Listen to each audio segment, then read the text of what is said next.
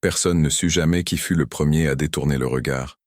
Était-ce le boulanger, en voyant passer la charrette à l'aube, ou la voisine, figée derrière ses rideaux, quand le murmure franchit enfin le seuil des maisons? Une chose était certaine. Ce matin-là, en Provence, en 1846, quelque chose d'irréversible venait de se produire. Elle marchait pieds nus sur la terre encore froide, les jupons tachés de poussière et de honte. Son nom n'était presque jamais prononcé à voix haute. On disait simplement la servante, comme si elle n'avait jamais été autre chose. Pourtant, autrefois, elle avait été épouse. Elle avait eu un foyer, un homme, une place définie dans l'ordre des choses. La mort avait tout repris, sans négociation. Et la pauvreté avait achevé le travail. Depuis 3 ans, elle appartenait presque entièrement à la Bastide des Arnaud, l'une des familles les plus respectées de la région. Respectée, c'était le mot qu'on utilisait. Crainte aurait été plus juste. Ils possédaient les terres, les oliviers, les vignes, et d'une certaine manière, les vies de ceux qui travaillaient pour eux. Elles nettoyaient leur sol, nourrissaient leurs bêtes, lavaient leurs draps. Elles se levaient avant le soleil et se couchaient bien après lui. En échange, on lui laissait un coin de grange et un peu de pain dur. Mais ce matin-là, elle n'allait pas à la Bastide. L'air sentait le romarin écrasé et l'humidité des champs. Le silence pesait plus lourd que d'habitude, comme si même les cigales retenaient leur souffle. Elle avançait d'un pas décidé, bien que chaque muscle de son corps tremblât. Dans ses bras, elle ne portait rien. Pourtant, tout ce qu'elle possédait au monde venait de lui être arraché, ou plutôt, elle venait de l'arracher elle-même. La veille au soir, dans la cuisine basse de plafond, on lui avait parlé sans la regarder. Madame Arnaud avait laissé tomber la phrase comme on jette un reste au chien. L'enfant ne peut plus rester ici. Aucune explication n'avait suivi. Il n'y en avait jamais. Dans cette maison, on n'expliquait rien aux serviteurs. On ordonnait. Et on attendait l'obéissance. L'enfant, son fils, né d'un mariage légitime, mais devenu indésirable dès l'instant où son père fut mis en terre. Trop de bouches inutiles, disait-on. Trop de risques. Trop de misère visible. Il commençait à poser des questions, à regarder les maîtres dans les yeux, à exister un peu trop fort pour un enfant de son rang. Cette nuit-là, elle n'avait pas dormi. Assise sur la paille, elle avait écouté sa respiration lente, son souffle encore innocent. Elle savait ce que signifiaient les décisions des Arnaud. On parlait d'un couvent. Ou pire, d'un placement chez des paysans éloignés, où l'on cassait les enfants comme on casse les outils. On disait que c'était pour leur bien. À l'aube, elle avait fait son choix. Ce choix, personne ne le comprenait encore. On ne voyait que le résultat. Une servante absente, un enfant disparu, et une rumeur qui commençait déjà à enfler.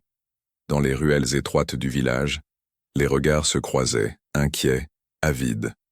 On murmurait le mot ingratitude. On murmurait folie. Certains allaient plus loin, péché. Elle savait qu'il parlerait. Elle savait qu'il la jugerait. Ce qu'elle ignorait encore, c'était jusqu'où ils étaient prêts à aller pour laver l'affront. Arrivée au bord du chemin de pierre, elle s'arrêta enfin. Devant elle, s'étendait la route qui menait hors de la vallée, loin des terres des Arnaud, loin des règles tacites, loin de la protection illusoire qu'elle croyait avoir. Elle inspira profondément. Ses mains tremblaient, mais son regard resta fixe. Dans son dos, le village s'éveillait, et avec lui, la colère. Car en Provence, en 1846, une femme pauvre pouvait tout perdre sans que personne ne s'en émeuve. Mais oser choisir par elle-même, cela, on ne le pardonnait jamais. Et déjà, quelque part derrière elle, une décision venait d'être prise, sans qu'elle en sache encore le prix. La nouvelle se répandit plus vite que le vent dans les oliviers. Avant même que le soleil n'atteigne son zénith, chacun savait déjà que la servante avait osé partir sans autorisation. Ce détail, plus encore que la disparition de l'enfant, choqua profondément. On ne quittait pas la Bastide des Arnaud. On y était lié par la nécessité, la peur et une dette morale que personne n'osait contester. À la table du petit déjeuner, M. Arnaud resta silencieux. Il écoutait les paroles de sa femme comme on écoute une évidence. Inutile de répondre. Elle parlait de l'ordre troublé, du mauvais exemple donné aux autres domestiques, du regard des voisins. Mais derrière ces mots se cachait une inquiétude plus profonde, qu'elle n'osait formuler. L'enfant avait vu des choses. Trop de choses. Et sa mère aussi. Dans la cour, les autres serviteurs baissèrent la tête. Aucun ne posa de questions. Ils savaient tous que la punition d'un seul suffisait à maintenir l'obéissance de tous. Pourtant, au fond de leurs regards, brillait une lueur inquiète. Si elle avait osé partir, peut-être que la Bastide n'était pas aussi invincible qu'on le croyait. Elle marchait depuis des heures. Le chemin se faisait plus rude à mesure qu'elle s'éloignait du village. Les pierres blessaient ses pieds, mais la douleur lui rappelait qu'elle était encore vivante. Autour d'elle, la Provence s'étendait, indifférente.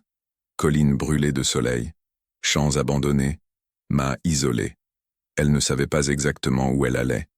Elle savait seulement où elle ne pouvait plus rester.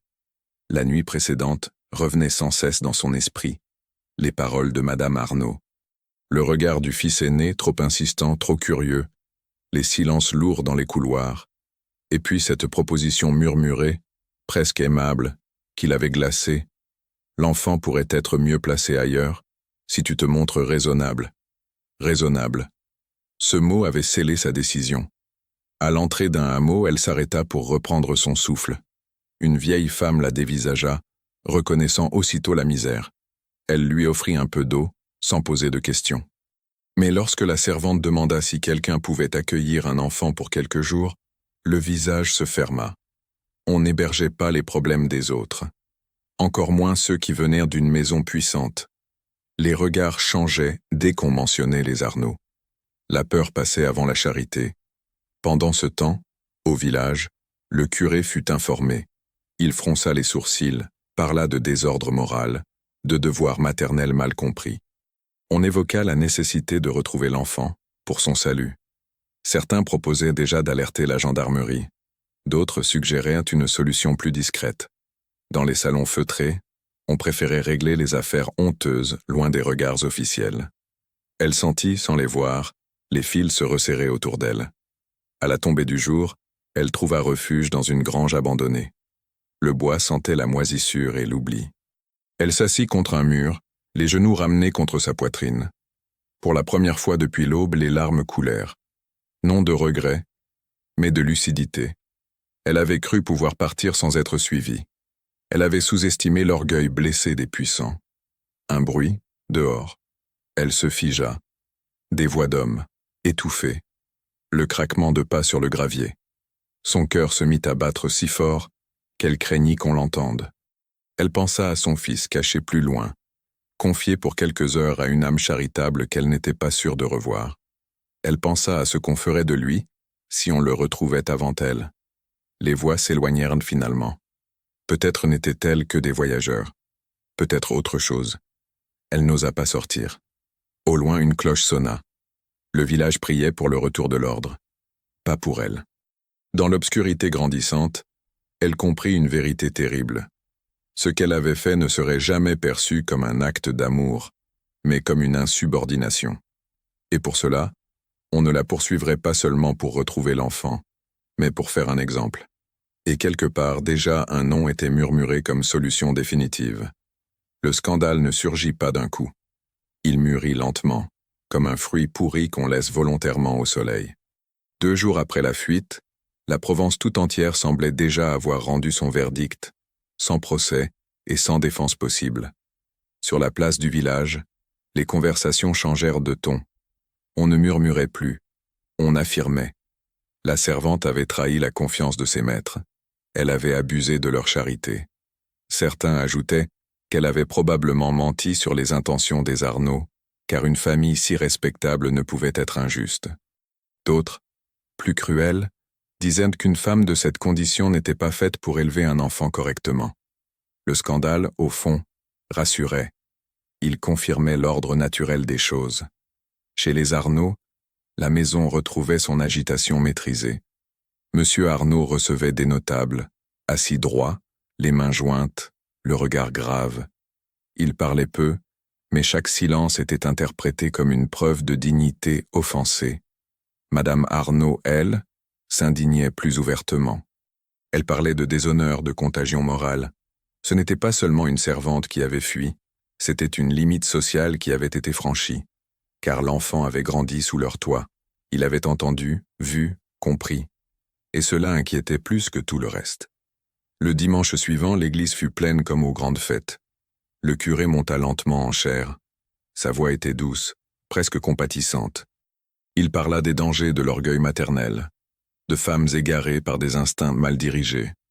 Il rappela que l'obéissance était une protection, surtout pour les plus humbles. Quand il évoqua l'enfant, ce fut pour souligner la nécessité de le ramener dans le droit chemin, loin d'une mère incapable de discernement. Personne ne prononça son nom. Ce n'était plus nécessaire. Pendant ce temps, elle avançait avec la sensation d'être suivie par une ombre invisible. Chaque village traversé lui semblait hostile. Les regards s'attardaient trop longtemps sur ses vêtements usés, sur son visage tiré. Les portes se refermaient avec des excuses maladroites. La rumeur l'avait précédée, déformée, amplifiée. Elle n'était plus une femme cherchant à protéger son fils, mais une figure du désordre. Elle retrouva enfin l'enfant dans un mas isolé, confié à un couple sans enfant. Le soulagement fut brutal, presque douloureux. Il se jeta dans ses bras, ignorant tout de la tempête qu'il avait provoquée malgré lui. En le serrant contre elle, elle comprit que ce bonheur fragile ne durerait pas. On ne défiait pas une famille comme les Arnaud sans conséquence. Les nuits devinrent insupportables. Chaque bruit la réveillait. Elle revoyait les couloirs de la Bastide, les silences pesants, les regards qui glissaient trop lentement sur l'enfant. Elle repensait à cette phrase, dite à voix basse, comme une faveur. Il vaut mieux pour lui qu'il parte. À présent, elle comprenait ce qu'on voulait dire par mieux.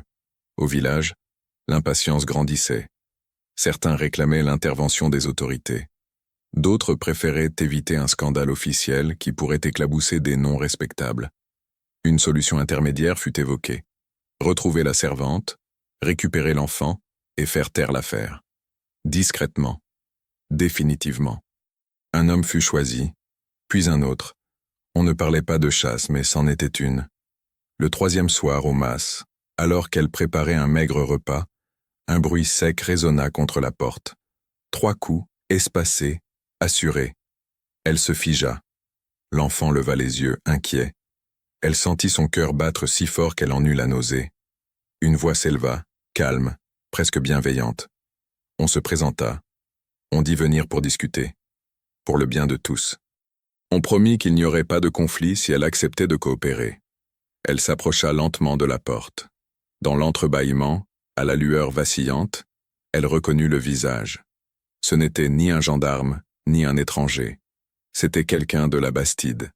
Et à cet instant précis, elle sut que son choix initial venait d'ouvrir une voie dont aucun retour n'était possible.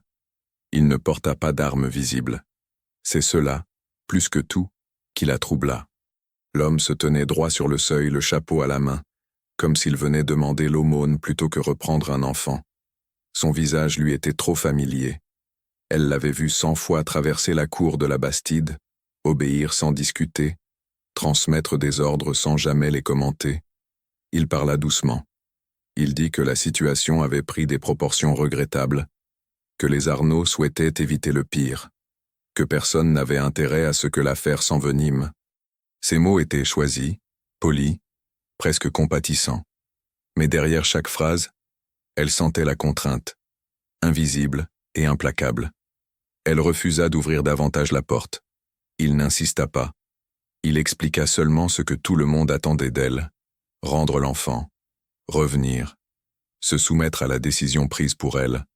En échange, on oublierait son écart. On lui laisserait peut-être travailler ailleurs. L'enfant serait placé convenablement. Elle entendait dans cette promesse vague la disparition lente et définitive de leur lien.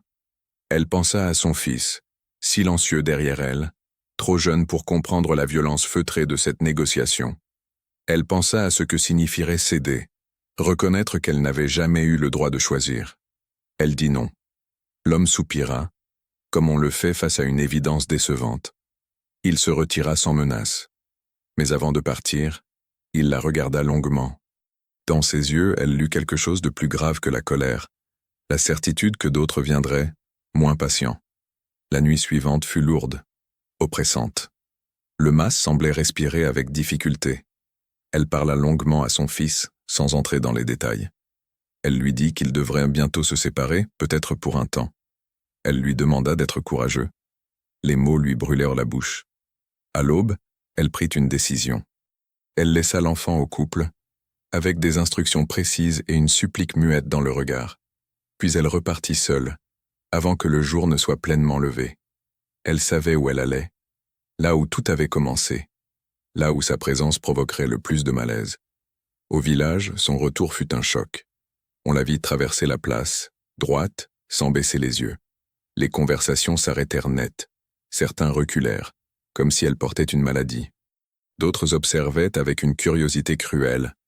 Elle entra dans l'église, s'agenouilla, et resta là longtemps, immobile. Ce geste simple désarma plus d'un regard. Les Arnaud furent avertis immédiatement. Monsieur Arnaud la reçut dans un petit salon, à l'écart. Il parla d'autorité, de responsabilité, de conséquences. Il lui rappela tout ce qu'on lui avait donné. Il parla de l'enfant comme d'un problème à résoudre. Elle l'écouta sans l'interrompre. Quand ce fut son tour, elle parla peu. Elle dit seulement qu'elle ne partirait pas sans son fils, qu'elle ne consentirait plus à des décisions prises dans son dos. Un silence pesant suivit. Monsieur Arnaud se leva. Il déclara que la discussion était close, que désormais, la situation relevait d'autres instances. Elle comprit ce que cela signifiait. La loi, l'Église, la morale publique, tout ce qui écrasait les faibles au nom de l'ordre. On la laissa repartir, mais elle sentit les regards qui la suivaient. Elle n'était plus seulement une servante récalcitrante. Elle était devenue un symbole dangereux. Ce soir-là, dans une maison voisine, on rédigea un document. Un texte officiel, sec, implacable. Il ne parlait ni d'amour, ni de peur. Il parlait de protection de l'enfant et de déséquilibre maternel. Lorsque la plume s'arrêta, une vie venait d'être décidée sans elle. Et au même instant, quelque part sur la route, son fils commençait à comprendre qu'on ne la laisserait plus jamais revenir le chercher. Ils ne vinrent pas au lever du jour. Ils vinrent plus tard, quand l'attente avait déjà fait son œuvre. C'était une stratégie connue, laisser l'esprit s'épuiser avant de briser le corps. Lorsqu'on frappa à la porte, elle sut immédiatement. Elle n'eut ni sursaut ni cri. Elle se leva lentement, comme si chaque geste avait été répété à l'avance. 2 gendarmes se tenaient en là, chapeau serré contre la poitrine, regard évitant le sien. Ils parlèrent de formalités, de décisions temporaires, de protection nécessaire. Les mots glissaient sur elle sans pénétrer. Tout avait déjà été décidé ailleurs. On la conduisit au presbytère. La pièce était froide, malgré la saison. Le curé était assis derrière une table, les mains jointes. Monsieur Arnaud se tenait près de la fenêtre, droit, impeccable. Aucun d'eux ne la salua réellement. Elle n'était plus une personne à qui l'on devait des égards, mais un dossier à clore. On lut un document. Il parlait de déséquilibre moral, d'incapacité à comprendre son rang, de refus répété d'obéir aux décisions légitimes. Le mot amour n'apparut jamais. Le mot mère une seule fois vidé de tout sens. Chaque phrase transformait son choix en faute, sa résistance en preuve. Quand on annonça que l'enfant serait confié définitivement à une institution religieuse hors de la région, elle sentit ses jambes faiblir. Elle se rattrapa à la table. Elle demanda à le voir. Une dernière fois, elle ne cria pas. Elle ne supplia pas. Elle demanda comme on demande de respirer. Le refus fut immédiat. On expliqua que la séparation devait être nette, que les liens trop forts empêchaient la guérison, que l'enfant devait oublier pour se construire correctement. Ces paroles furent dites avec douceur, presque avec compassion. C'était là leur plus grande violence. Elle comprit alors qu'il n'y avait plus rien à négocier. On la fit sortir par une porte secondaire. Le village, déjà informé, observait à distance. Certains visages exprimaient une gêne sincère. D'autres, une satisfaction silencieuse. L'ordre était rétabli. Le scandale refermé. Elle marcha entre les gendarmes sans résistance. Sa tête était haute. Ses mains, vides. L'enfant ne la vit pas partir. On lui expliqua plus tard que sa mère était instable, qu'elle avait refusé les aides proposées, qu'elle l'avait mis en danger par orgueil. Les mots furent choisis avec soin, répétée jusqu'à devenir vérité. L'enfant apprit à hocher la tête, à se taire, à ne pas poser de questions qui dérangent. Les années passèrent. Il grandit dans des murs austères, sous des règles strictes. On l'appela par son nom de famille, jamais par celui de sa mère. Elle n'existait plus que comme une erreur originelle, quelque chose dont il fallait se détacher pour devenir un homme respectable. Pourtant, certaines nuits, un souvenir persistait, une voix basse qui chantait, une main rugueuse mais chaude, une présence rassurante. Ces images le troublaient sans qu'il sache pourquoi. Elle fut envoyée loin, dans une maison de travail où l'on accueillait les femmes trop pauvres, trop rebelles, trop seules. Les journées y étaient longues, répétitives, vidées de toute individualité. Elle travailla sans se plaindre. Elle parla peu. Certaines disaient qu'elle était fière. D'autres, qu'elle était déjà morte intérieurement. Personne ne sut vraiment ce qu'elle pensait. Mais parfois on la surprenait à fixer l'horizon, comme si quelque chose, très loin, continuait d'exister malgré tout. Elle mourut un hiver, discrètement, sans cri, sans témoin. Sur le registre, on écrivit « sans famille connue ». Ce fut la dernière négation. Au village, la vie avait repris son cours depuis longtemps. Les Arnaud restaient respectés. Le curé continuait ses sermons sur l'ordre et la morale. Le scandale avait été absorbé, digéré, oublié. Comme tant d'autres. Pourtant, une trace demeurait. Dans certaines conversations interrompues trop brusquement. Dans le silence qui suivait parfois le mot « obéissance ». Dans la peur sourde des femmes qui savaient désormais ce qu'il en coûtait de choisir. Car en Provence, en 1846, cette mère n'avait pas seulement perdu son enfant. Elle avait révélé, par son refus de se soumettre, la violence tranquille d'un système prêt à tout pour préserver ses apparences. Et cela, malgré tous les silences, ne fut jamais totalement effacé. Si cette histoire vous a marqué, laissez un commentaire pour lui redonner une voix. Abonnez-vous à la chaîne pour découvrir d'autres récits oubliés et dérangeants de l'histoire de France. Partagez cette vidéo, laissez un like, car certaines injustices ne meurent que lorsqu'on ose les regarder en face.